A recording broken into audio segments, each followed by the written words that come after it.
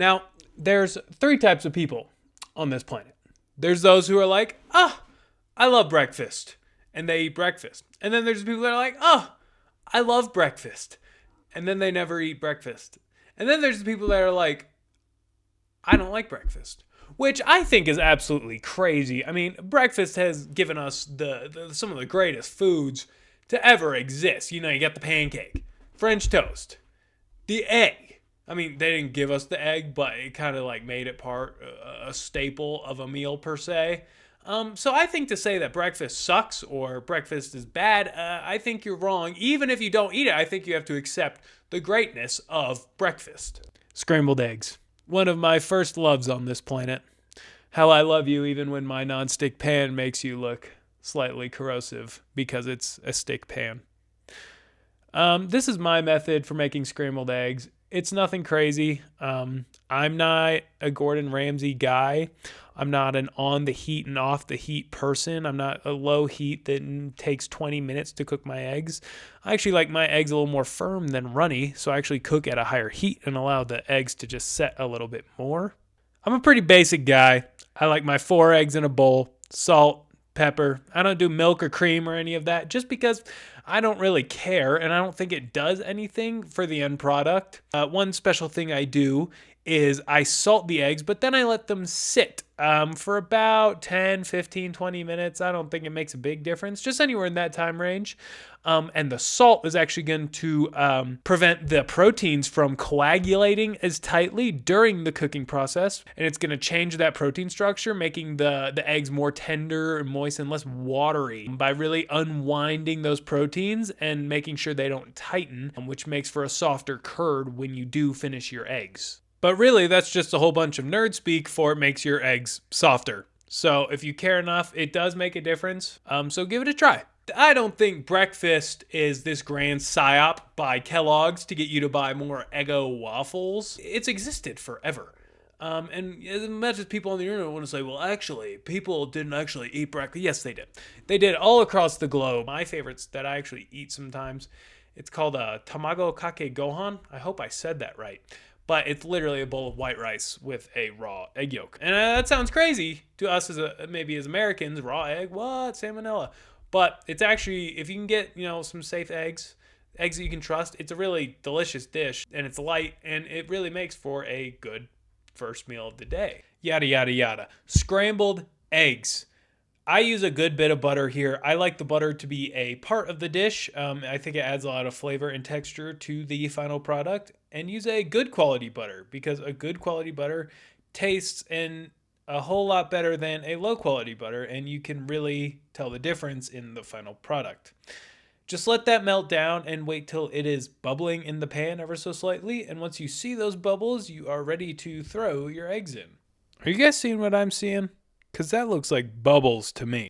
You know what that means, folks? It's egg time. There is a little bit of butter still melting, but that's okay. It's just going to go right into the eggs.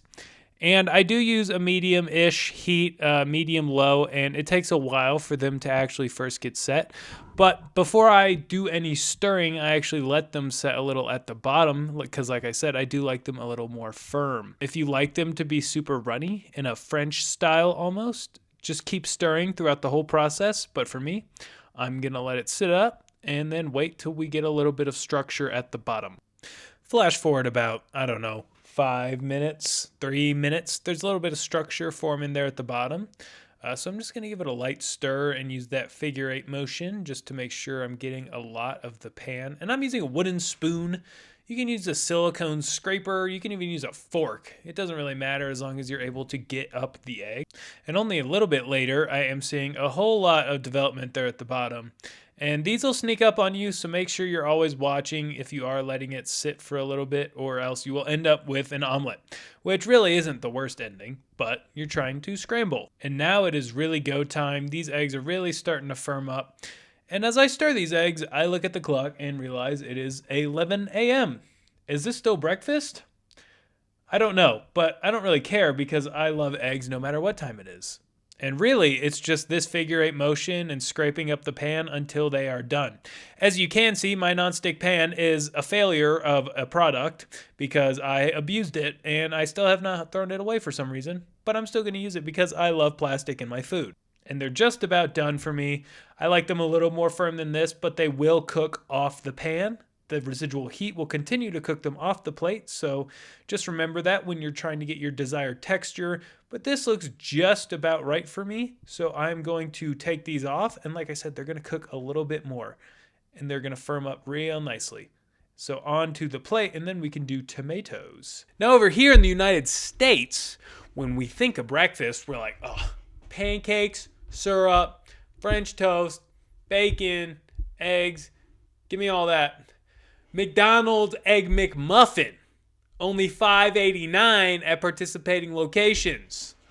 Why would you ever eat anything else? No dish has a foothold in the United States breakfast, or as a matter of fact, a lot of countries around the world, no one has a foothold like the egg. Now, breakfast as a whole, it's obviously not essential. No meal is essential, but especially a morning meal, not really essential, and that's why a lot of people aren't fans of it, because they're not hungry in the morning. Some of us maybe ate a little bit more nutrients maybe earlier in our days, like eggs. We wouldn't be so angry at each other all the time. Maybe if every person on the planet who has Twitter installed, maybe if they ate eggs, maybe no one's actually innately bad. Maybe humans are innately good, but they just don't eat enough food, so they just get mad and then go on Twitter. Back to the task at hand, tomatoes. All you're gonna do for these, get some cherry tomatoes, get some olive oil in a pan, get it real hot and throw them in. And you want this pan to be real hot. I didn't start this pan hot enough and I had to get it much more hot, but you want black spots to get on these tomatoes. You're trying to char them up. That's how I like it, at least. That's a little bit better heat-wise, this smoking pan, and those black spots are exactly what I'm looking for. And then I'm gonna go in with some fresh garlic.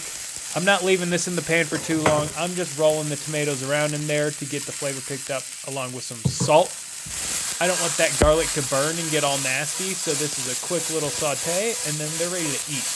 Now, I understand this is a lot of garlic, and this is probably not what the average person would like, but this is what I like, and I like those big chunks, not super diced. Even though I am usually, honestly, not a breakfast eater. I mean, I eat a little later, maybe 11, maybe 12, maybe 10, depends on the day. I do think breakfast food is close to the king, especially in America. Like I said earlier, your pancakes, your French toast, your waffles, your eggs and bacon, everything. And I'd like to name a few more honorable mentions that I think are just incredible. The Eggs Benedict, I think, done correctly, is something, is a beauty. But it has to be done correctly. The hollandaise sauce has to be done right, or it's just not very good. Now, I'd like to give a big shout out to sardines. Now, you might be thinking, wow, Oliver, that's so incredibly disgusting, and I want to vomit, and I hate you. Which, okay, sure, but give it a shot. Now, you don't just have to eat them straight out of the can. You can put them on bread